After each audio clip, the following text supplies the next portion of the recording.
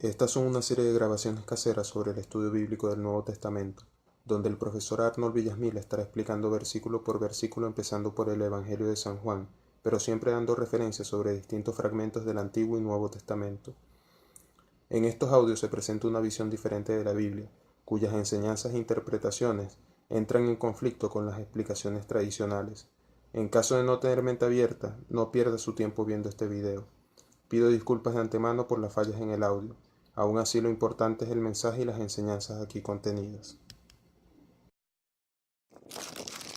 En el principio era el verbo, y el verbo era con Dios, y el verbo era Dios. Este era en el principio con Dios, y todas las cosas por Él fueron hechas, y sin Él nada de lo que ha sido hecho fue hecho. En Él estaba la vida, y la vida era la luz de los hombres, y la luz en las tinieblas resplandece, y las tinieblas no prevalecieron contra ella. Un hombre enviado de Dios, el cual se llamaba Juan.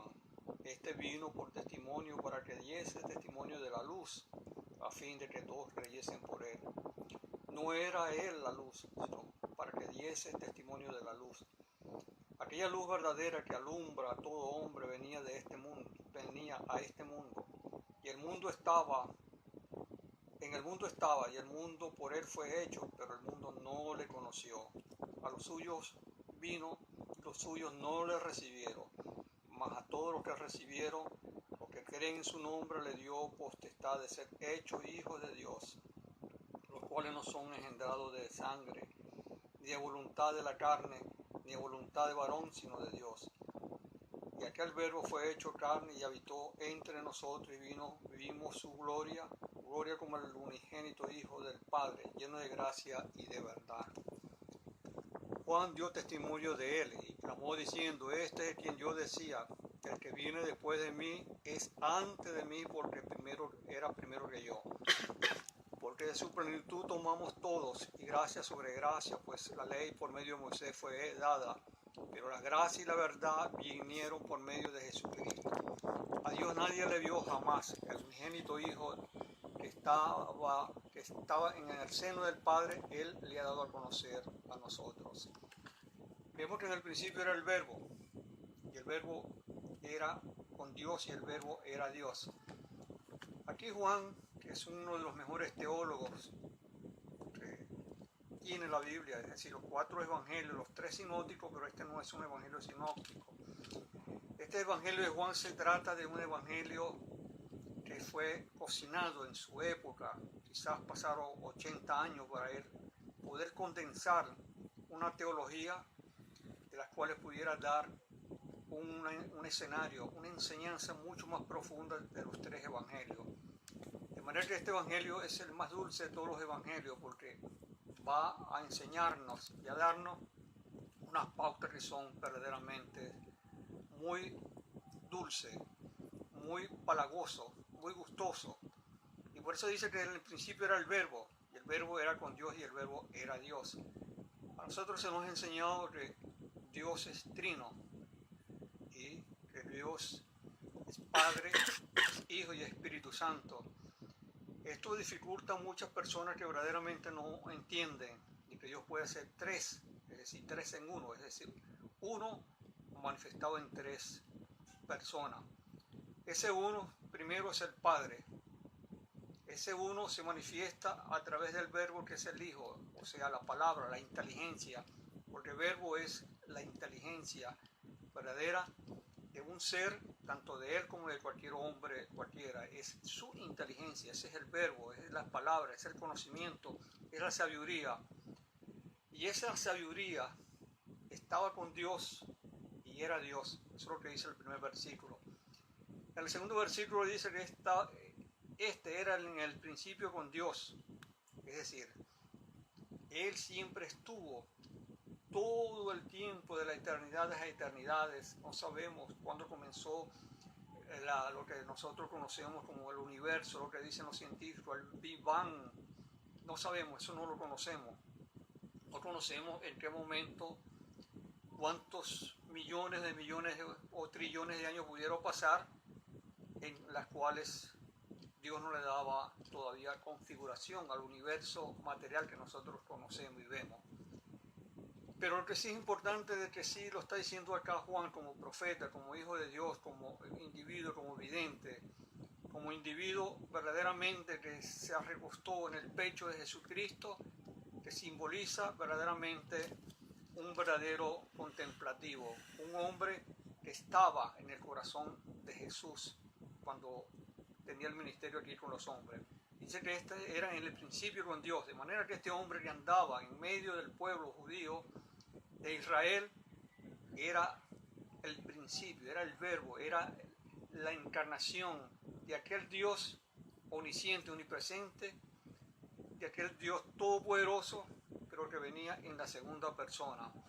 Porque cualquiera podría preguntarse y decir, bueno, y si Dios se encarna, quedó un vacío de poder en ese universo, tanto espiritual como el universo estelar, es decir, el universo visible que nosotros conocemos. No quedó ningún vacío, porque Jesús al encarnar dentro del vientre de María y luego a ser dado a luz, se va a formar como un hombre, pasa por el principio del hombre común y corriente. En el momento que él llega como niño, indudablemente que él pierde la conciencia de Dios, y de eso tenemos que entender que fue así.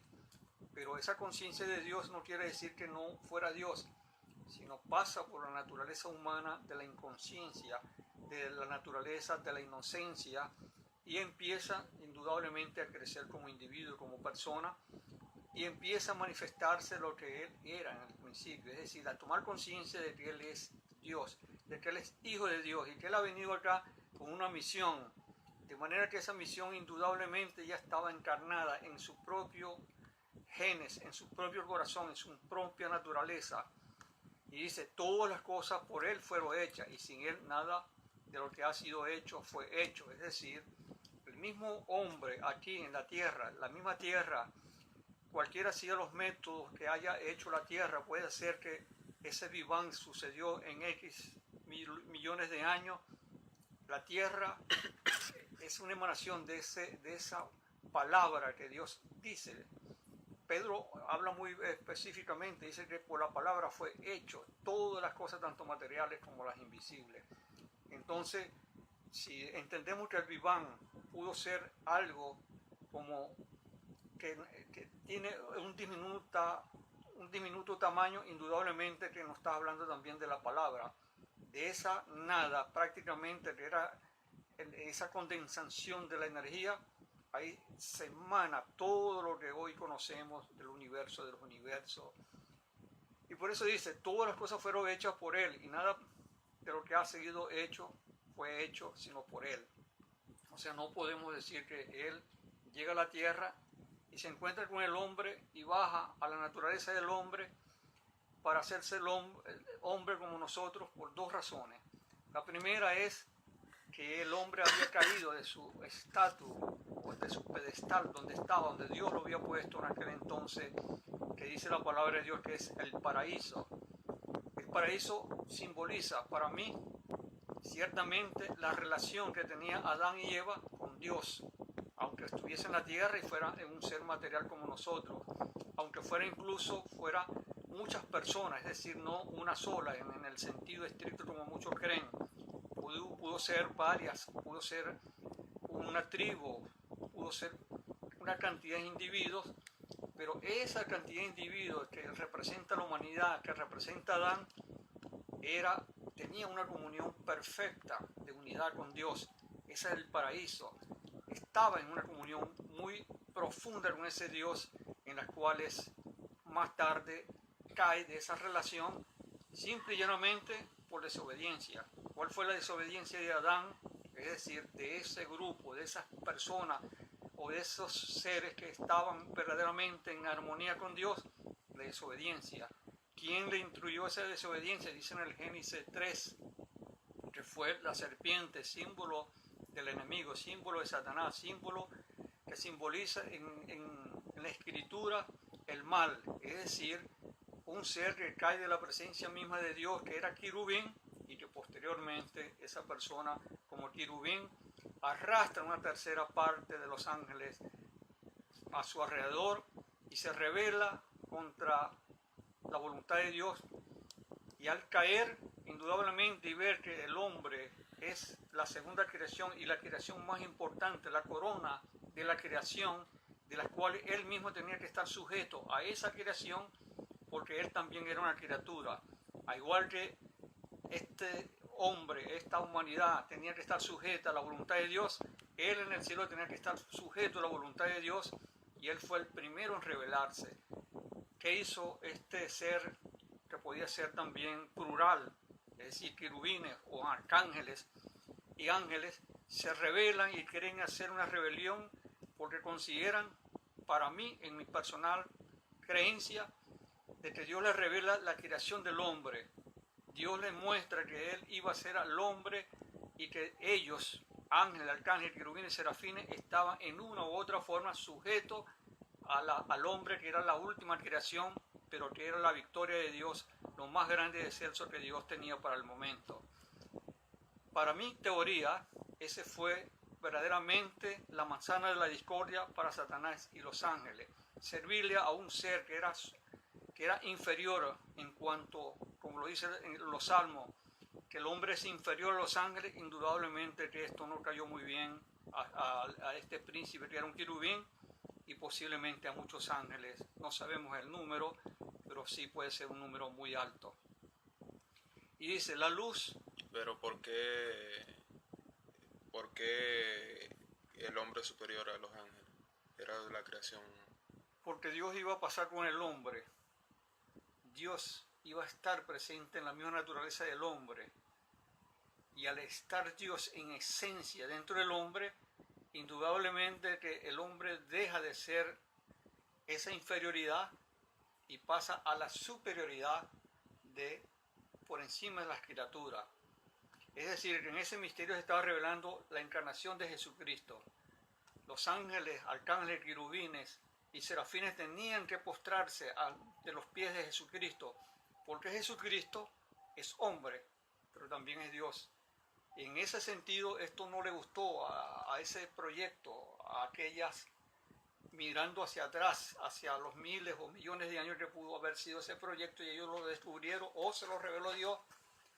Eso le trajo a ellos verdaderamente una discordia, y dijo, no podemos servirle al hombre que es inferior a nosotros, como tal no aceptaremos eso, y seguramente eso generó un disturbio en la armonía del cielo, y Dios los echa, pero los echa a la tierra.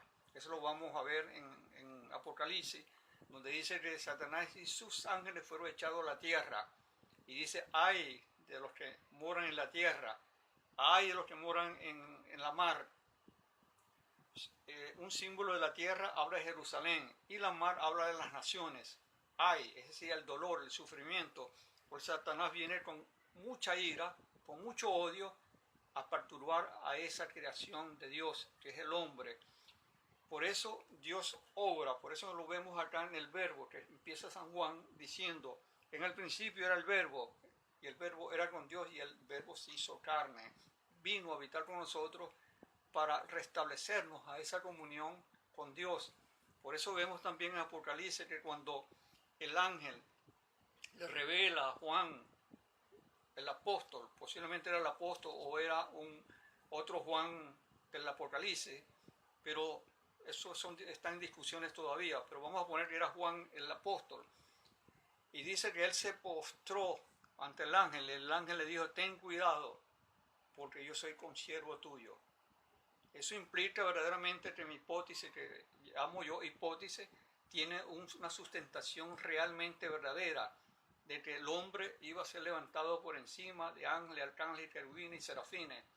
Y esto es un proyecto de Dios, porque Dios, al llevar al hombre a esa estatura, lo hace en una u otra forma en la unidad de una perfecta hipotética unión inseparable.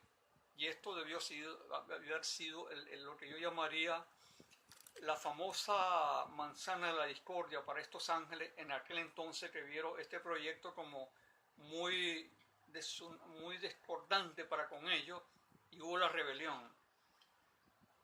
Y dice, en él estaba la vida, y la vida era la luz de los hombres. Él fue siempre la luz de los hombres, el principio mismo. Recuerde que Jesús es el que hace a Adán y Eva, en el sentido singular, pero en el sentido plural también, porque todas las cosas fueron hechas por Él. De manera que Él es la luz, es la vida, es la emanación. Cuando el hombre se revela por causa de Satanás y los demonios, frente a un mandato que no sabemos cuál fue el mandato que Dios le dio, si es que no comiese de ese árbol. El árbol para mí significa la ciencia en sí, pero puede ser la ciencia de la ley, o puede ser otra ciencia que Dios no quería que el hombre la absorbiera, la comiera. La palabra comer implica digerir, es decir, escuchar, asimilarla y hacerse partícipe. Eso nos habla de comer. Y dice, y la luz en las tinieblas resplandece, y las tinieblas no prevalecieron contra ella. Nos habla de Jesús.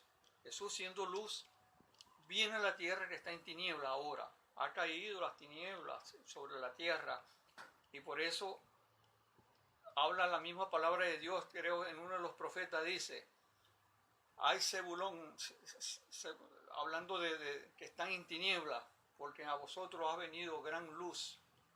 Es decir, no simplemente sobre ese particular nos habla de la venida de Jesucristo como luz a la tierra, sino que esa luz es la luz que estuvo siempre al lado del hombre, porque Dios no dejó al hombre en aquel estado en que cayó. Dios lo siguió asistiendo a través de Adán mismo, y vemos que Adán hizo sacrificio a Dios posteriormente, y luego esos sacrificios que hacía Adán apuntaba a Jesucristo, el sacrificio único como el verdadero Cordero, y posteriormente esos sacrificios los fue heredando a sus hijos, y lo vemos que Abel ofreció un mejor sacrificio que Caín. Esto nos habla del sacrificio del Espíritu. El sacrificio de Abel fue un sacrificio espiritual, y el sacrificio de Caín fue un sacrificio que dice de los frutos de la tierra. La tierra para mí simboliza la carne, todo lo que es carnal, todo lo que verdaderamente está en contra de la voluntad de Dios, todo eso que nosotros hacemos que no es permitido por Dios, y las cuales nosotros nos alegramos, nos gozamos, nos sentimos muy profundamente identificados, eso es carnal. Por ejemplo, yo le decía ayer, hablando contigo mismo, del caso de allá en el Perú, se visten de demonios y luego llevan la Virgen, llevan a Jesús, llevan tantos santos y van danzando vestidos con demonios rojos. Yo te digo que eso es carnal, es decir, es diabólico, es demoníaco, porque esto es de la carne, es obra de la carne. Lamentablemente la iglesia se ha identificado con todas estas culturas paganas y las ha asimilado como parte de la iglesia. Esto lo podría decir yo en mi manera de ver la parte espiritual, que es el lado oscuro de la iglesia. No quiere decir que la iglesia no sea santa, sino que la iglesia, por congraciarse con estos individuos, con estas culturas, con todo lo que ha significado del paganismo para atraer más número de individuos, le ha permitido que los individuos verdaderamente lleven el paganismo dentro de la iglesia, cuando la iglesia que instituyó Jesucristo era apartarla del paganismo y hacerla una iglesia pura, sin contaminación de ninguna naturaleza. Ahora, no me toca a mí decir que ellos, ¿por qué lo hacen? Seguramente ellos dirán que es la cultura popular rescatándola, pero nosotros no podemos rescatar la cultura popular cuando dentro de esa cultura popular lleva ciertamente los ingredientes del demonio, lleva los ingredientes de Satanás, lleva los ingredientes totalmente del paganismo, lleva los ingredientes del alcohol, de la droga, del sexo, porque en esas danzas que ellos van haciendo, muchos de ellos van tomando, van consumiendo droga, y verdaderamente eso es contra la voluntad de Dios. Y seguimos acá. Hubo un hombre enviado de Dios, el cual se llamaba Juan el Bautista. Este hombre fue enviado por Dios. Indudablemente que este hombre desde el vientre de la madre recibe el Espíritu Santo y fue lleno del Espíritu Santo, no simplemente él, sino también su madre. Cuando María fue a visitar a su prima Isabel, dice que al saludarla María fue llena del Espíritu Santo, y el hijo verdaderamente se alegró, brincó dentro del vientre de la madre y fue lleno tanto Juan el Bautista como su madre, y la madre gritó a gran voz y dijo: ¿quién soy yo para que la madre de mi Señor venga a mí? Esto muestra que en una u otra palabra Lucas está recogiendo verdaderamente un acontecimiento muy profundo y espiritual, de las cuales no podemos ignorar como lo hacen las sectas. María es madre realmente del Señor, y la palabra Señor para los judíos implica Dios. No es como para nosotros que decimos Señor y no significa nada. En el judaísmo la palabra Señor implicaba reverencia a Dios, y ellos evitaban decir Yahvé, porque quiere decir yo soy el que soy, y entonces le ponían Señor, le ponían Adonai, usaban nombres sinónimos, pero nunca nombraban ese nombre porque lo repetían una sola vez al año allá en el templo de Jerusalén, que era una de las maravillas, de las 7 maravillas del mundo. ¿Qué quiero decir con esto? De que María es parte de un proyecto de Dios también. Y como proyecto de Dios nosotros tenemos que saber que ella en una u otra forma está dentro del plan de salvación del hombre. Y ella fue la primera a ser salva por la gracia de Dios. Fue la primera que fue absuelta de pecado por la gracia de Dios. Porque Dios tiene poder para absolver a cualquiera, aún antes de nacer o en el nacimiento mismo. Eso lo podemos ver con Adán y Eva. Fueron criados sin pecado. Y para traer Dios al Hijo tenía que tener una vasija que fuera limpia, pura, de las cuales, porque era Dios que iba a entrar al vientre de María, el verdadero Dios y el verdadero hombre. Y María no podía tener ningún tipo de contaminación, porque la contaminación es contra Dios. Es decir, el pecado no habita a Dios. Dios está fuera del pecado. De manera que María en una u otra forma representa el arca de la alianza del Antiguo Testamento, en las cuales Dios se manifestaba, pero que no permanecía. Pero el ser humano tenía defectos, ¿no? Dios, que es Dios, en María hace la obra que Él quería hacer. Nosotros vemos defectos en nosotros, pero si ella es la escogida, pasaron muchos años, miles de años, para que esta mujer se viniese depurando aún genéticamente por padres, a hijos, a hijas, hasta llegar a María en la época de lo que el apóstol Pablo llama la plenitud de los siglos, cuando viene Jesucristo. María estaba totalmente condensada y preparada para hacer esa misión y aceptarla en plena libertad de su conciencia. Por eso el ángel Gabriel le dice que concebirá un hijo a quien pondrá por nombre Emmanuel, es decir, Jesús, Dios con nosotros. Y María dijo: que se haga según tu palabra. Dios no hace nada en contra de la voluntad del hombre o la mujer, los individuos. Por eso, cuando se habla de la salvación, se habla como un término de aceptación. Se le ofrece a la persona el menú, se le pone la pancarta, la carta para que él escoja el menú si quiere o no quiere. Si él no acepta, indudablemente que Dios lo libra. Es decir, él tiene un libre voluntad o libre albedrío para actuar, aceptar o no aceptar lo que él quiere hacer. Si él no quiere aceptar a Dios, o quiere ser un ateo, o quiere ser, qué sé yo, esa es voluntad de él. Entonces Dios no condena al hombre en el sentido como lo dicen los evangélicos. Se van al infierno todo el mundo, el que no acepta a Dios, y los otros que sí lo aceptaron, sí se van al cielo. Eso es también una distorsión de la verdad. Porque tenemos el libre albedrío y nadie puede decir que aquel se va al infierno, porque él no es Dios, él no es juez, él no conoce el final de aquella persona.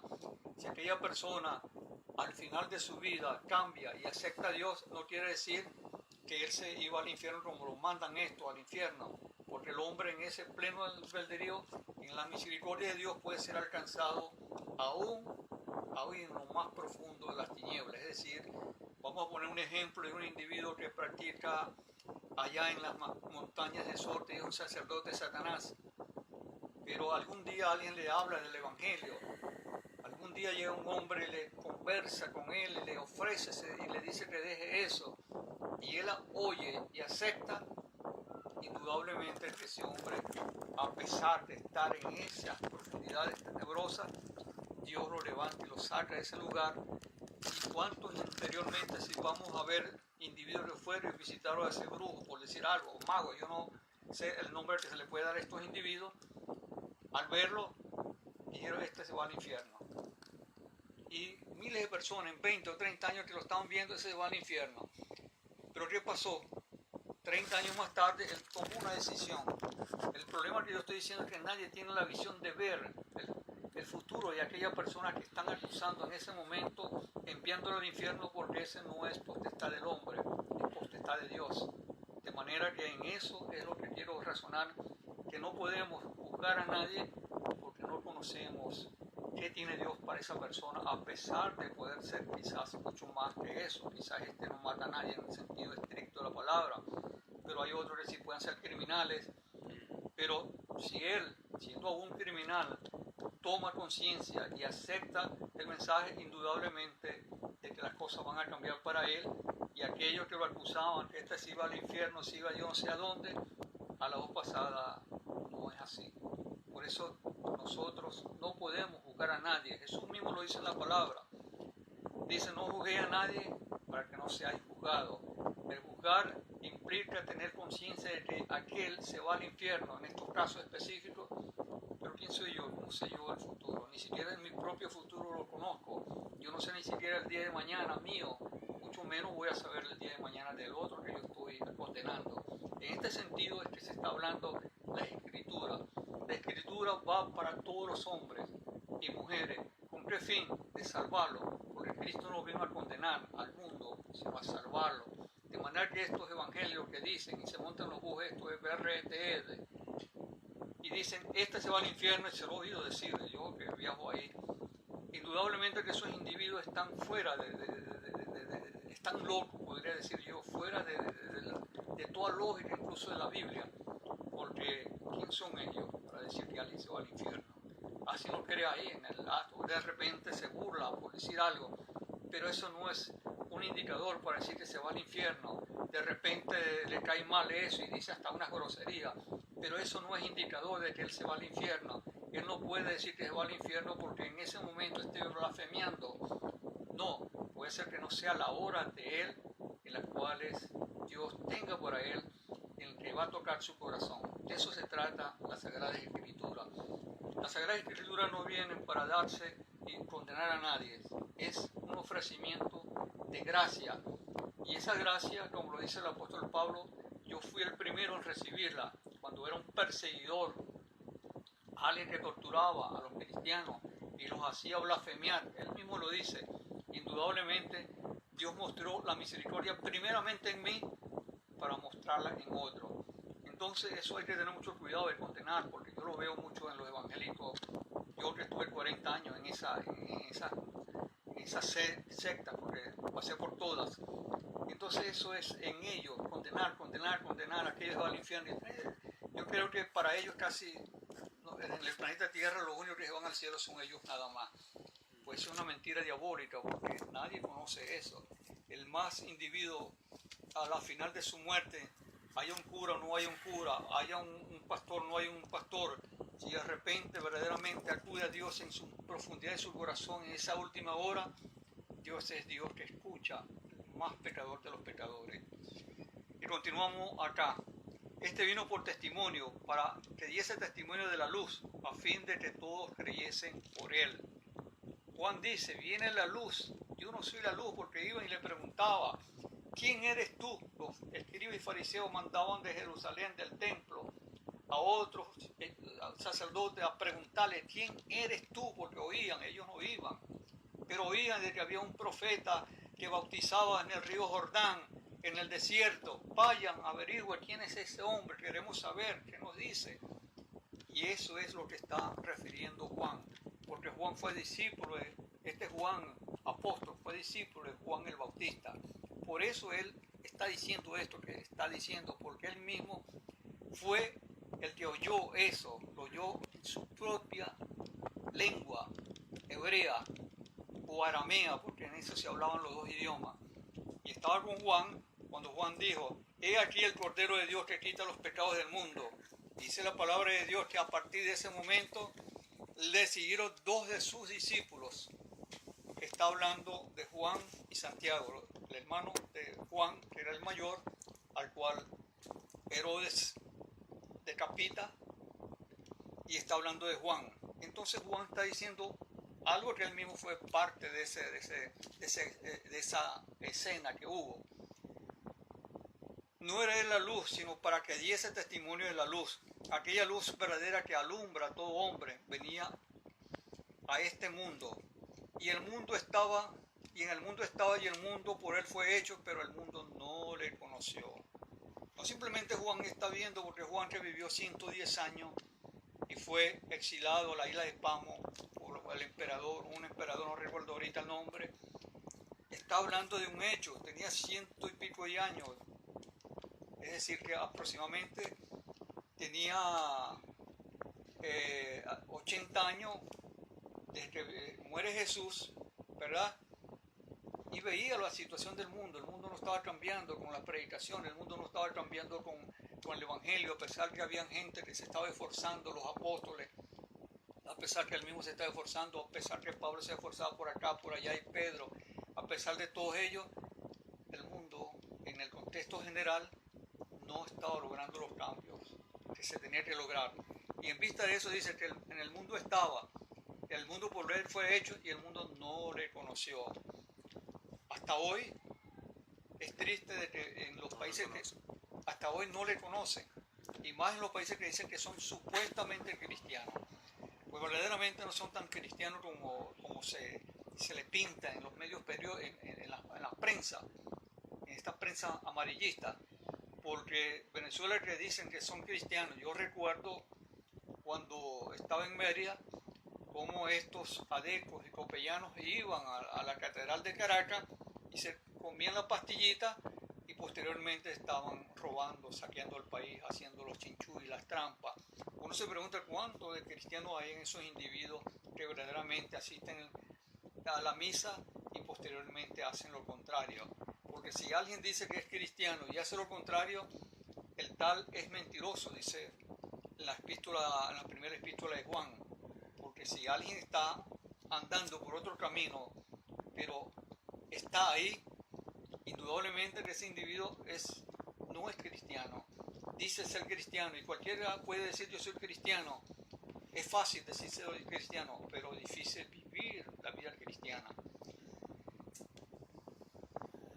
A los suyos vino y los suyos no le recibieron. Aquí Juan se está refiriendo a los judíos.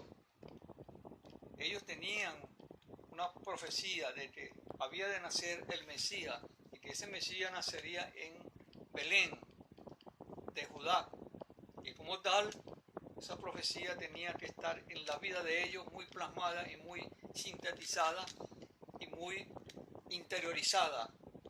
Pero ¿qué sucedió? Ellos no creyeron que ese era el Mesías, no lo quisieron recibir como su Mesías. La razón por la que ellos no la quisieron recibir por Mesías es porque ellos esperaban un Mesías tipo Alejandro Magno, que viniera con la espada y acabara con el Imperio Romano por la fuerza, y a las dos pasadas en su interior, de lo que ellos sentían, en su más profundos anhelo, era que ese Mesías le conquistara el mundo para ellos gobernar el mundo. Los convirtiera en la nueva Roma. Convirtiera en la nueva Roma. Ese era su pensar. Cuando Jesús llega, y no llega en ese pensar de ellos, sino en un muy invertido, indudablemente que ellos, ¿quién es este hombre? Los mismos hermanos de Jesús, no hermanos carnales, sino hermanos en cuanto vivían en Nazaret. Ellos decían, bueno, ¿no es este el hijo del carpintero? ¿No viven sus hermanos con nosotros? Es decir, es la opinión del judío, ¿no? Están su familia acá con nosotros. ¿Y cómo dice este? ¿Quién es este? ¿De dónde tiene esa sabiduría? ¿De dónde ha sacado? Todos lo conocemos. Este es un carpintero. le ha dado ese conocimiento. Jesús tenía hermanos. Primos hermanos. Primos hermanos. Lo que pasa es que en el judaísmo no existe la palabra primos hermanos. Y se le llama hermanos a todos.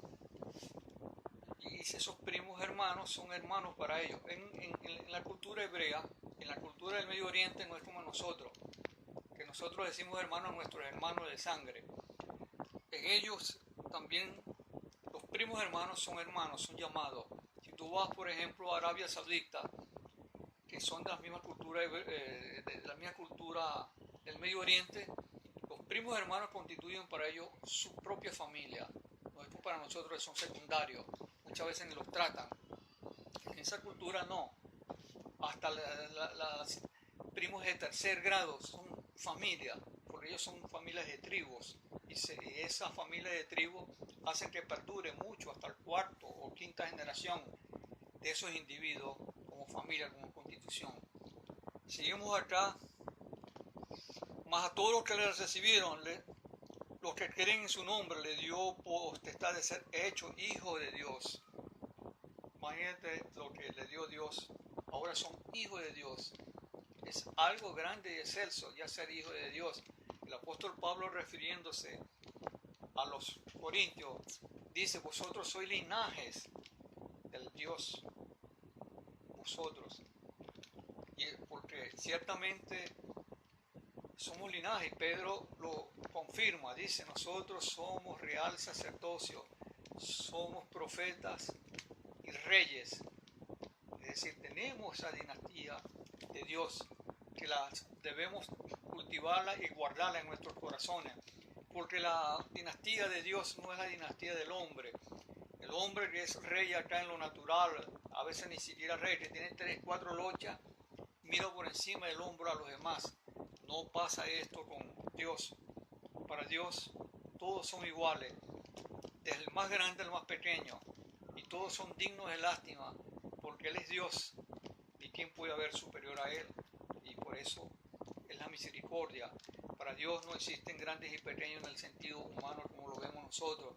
El rico y el pobre tienen una necesidad muy profunda en su corazón, que es salvación.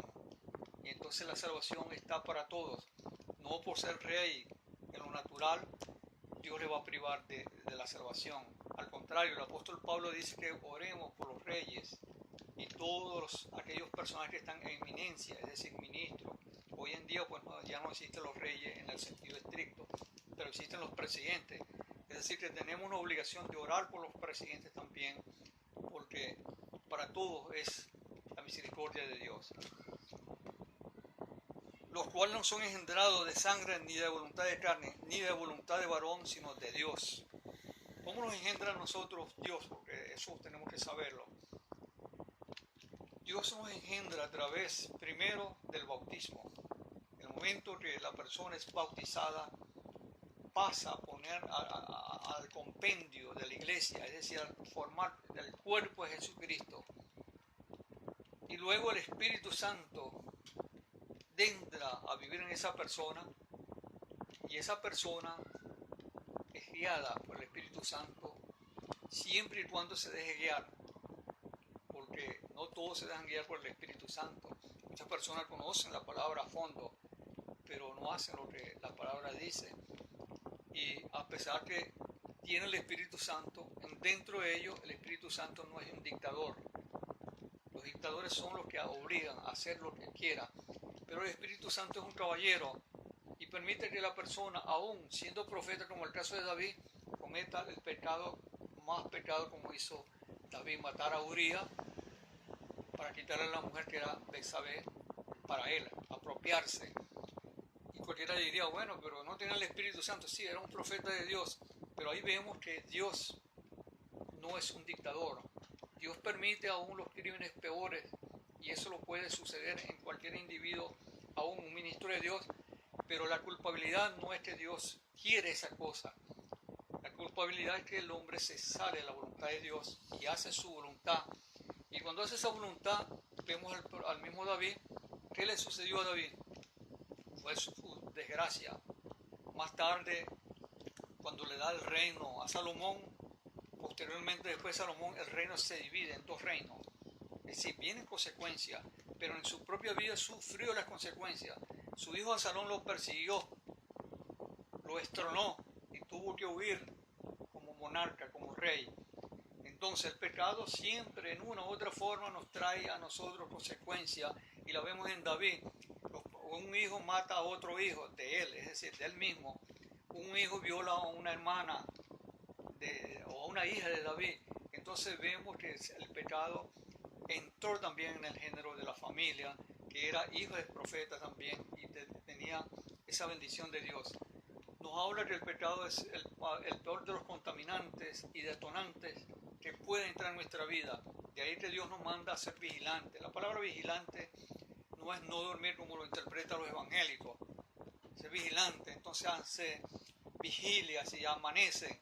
Eso no es ser vigilante, muy bien ser tonto, porque verdaderamente dejan de dormir y tener un buen sueño sabroso para estar en sus plenas capacidades mentales y seguir hacia adelante en el diario vivir, en el trabajo, y no haciendo vigilias para supuestamente vigilar. Esta vigilia le habla de Dios, es estar vigilante. No es que no se hagan vigilias, posiblemente se pueden hacer, pero no como una vigilancia, sino por asuntos muy personales. Es decir, si hay una vigilia, hay una necesidad de una enfermedad, pues se puede hacer vigilia por esa enfermedad de fulano, sultano, perencejo, y esas vigilias son buenas, son válidas. Pero decir que yo hago vigilia solo para que Satanás no me toque, pues está ignorando la voluntad de Dios.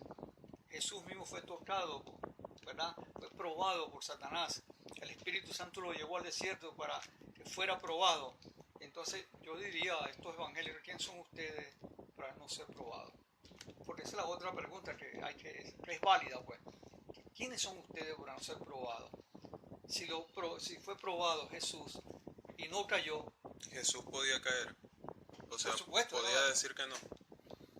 Las tentaciones fueron muy sutiles, pudo haberse confundido, porque Jesús, recuerda que era hombre, y como hombre tenía la debilidad del hombre, porque era hombre, pero Jesús tenía la potestad de ser Dios, es decir, de la divinidad interior en su ser, y por eso comprendió de que éste lo quería hundir, como hundió a Adán, y él sí era Dios, y él derrota a Satanás en el desierto, y dice la palabra de Dios que se retiró por un tiempo. ¿Cuál fue el tiempo que se retiró? Hasta volverlo, a través de los judíos, volverlo a enganchar y llevarlo a la crucifixión. Ese fue el tiempo que se retiró. Y dice en el número 14 que el Verbo fue hecho carne y me habitó entre nosotros, y vimos su gloria, gloria como del unigénito del Padre, lleno de gracia y verdad. La gracia nos habla de que Jesús tiene la gracia de la predicación, de llevar el mensaje, porque su mensaje es verdadero. Esa es gracia. Y la gracia no simplemente la tiene Jesús, sino nos la ha dejado a nosotros a través del Espíritu Santo, para que esa gracia esté siempre presente desde el mismo momento en que Jesús muere hasta el día de hoy o hasta 1000 años posteriores, si la humanidad sigue. Porque esa gracia no termina.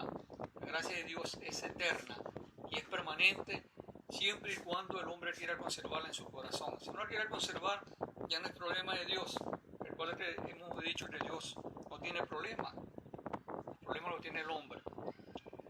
Juan dio testimonio de él y clamó diciendo: este es el quien yo decía, él viene después de mí y antes de mí, porque era primero que yo. Esto lo está diciendo Juan porque lo oyó directo. Porque su plenitud tomamos todo, gracia sobre gracia. O sea, de su Espíritu Santo, que es la gracia de Dios. Esa es la gracia. Si no tenemos el Espíritu Santo, estamos en desgracia. Puedo tener mucha Biblia, puedo ser un doctor en bíblico, puedo ser un teólogo de los teólogos más eminentes que los hombres aquí en la tierra puedan llamarlo. Esa es la eminencia de las eminencias. Pero si no tengo el Espíritu Santo, ese conocimiento es pura hojarasca, es heno, porque es el Espíritu Santo el que me va a dar la gracia de lo que yo estoy diciendo. Es en gracia de Dios, en revelación de Dios o en explicitación de Dios. Dios está explicitando la palabra de Él para yo explicitársela a otros que compren los libros y puedan leerlo o la escuchen. De ese sentido es que es la gracia. Pues la ley es por medio de Moisés, fue dada, pero la gracia y verdad viene por medio de Jesucristo. La ley vino para condenación, la gracia vino para salvación. Son las dos polos opuestos. Por eso yo dije de que la ley era el árbol de la ciencia, que Dios le prohibió no comer a Adán. La razón por la que yo creo personalmente que le prohibió era porque Adán estaba en un proceso de adultez espiritual y no era el tiempo en que él asumiera la ley.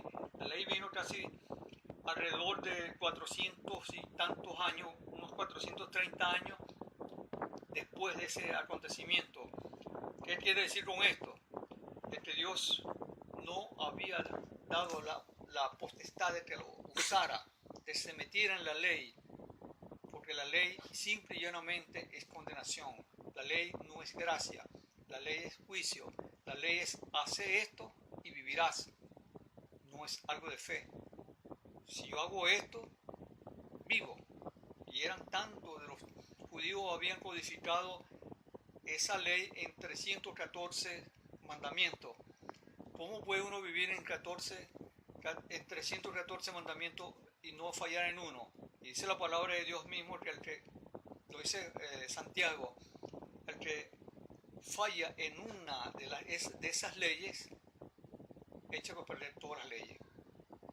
No es así la gracia, porque dice en 1 de Juan que abogados tenemos ante el Dios Padre si hemos pecado a nuestro Señor Jesucristo.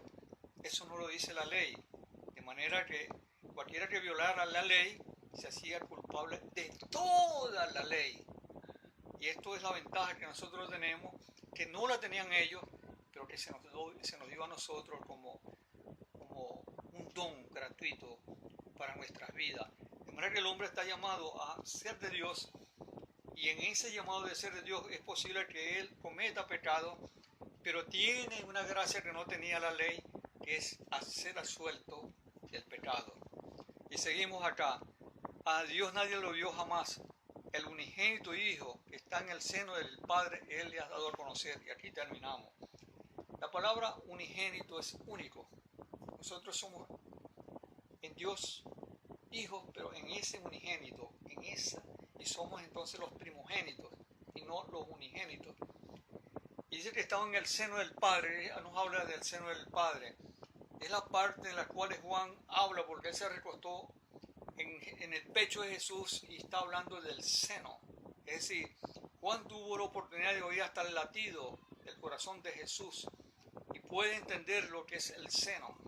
Es decir, Jesús, ¿verdad?, antes de venir al mundo estaba en el corazón mismo de Dios, porque Él es el corazón de Dios.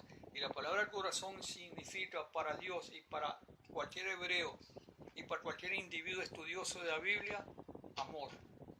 Ahí está el amor, ahí están los sentimientos, asentado en cada ser. Nosotros cuando decimos que estamos enamorados, ¿dónde sentimos los sentimientos? En el corazón. Y ahí sentimos que algo nos falta en el corazón, sentimos como un peso, como una asfixia. Es porque ahí están almacenadas en nuestras vidas los sentimientos y los sentimientos de amor hacia nuestras familias, nuestros hijos, nuestros padres, nuestros hermanos, nuestras hermanas, nuestros amigos. Y Dios, ese amor es Jesucristo, que es el seno, es decir, el corazón de Él. El Padre y el Hijo están tan unidos íntimamente que no son dos, son uno. Y por eso Jesús le dice a los judíos, el Padre y yo somos uno. Entonces salen muchos por ahí protestantes que dicen, sobre todo los testigos de Jehová, y que Jesús dijo que mi Padre es mayor. Eso es cierto, lo dice la Biblia. Pero ¿en qué contexto lo está diciendo? El Padre es mayor en referencia a la humanidad de Él, pero no a la deidad. Y eso no lo entendieron ellos. Amén. Amén.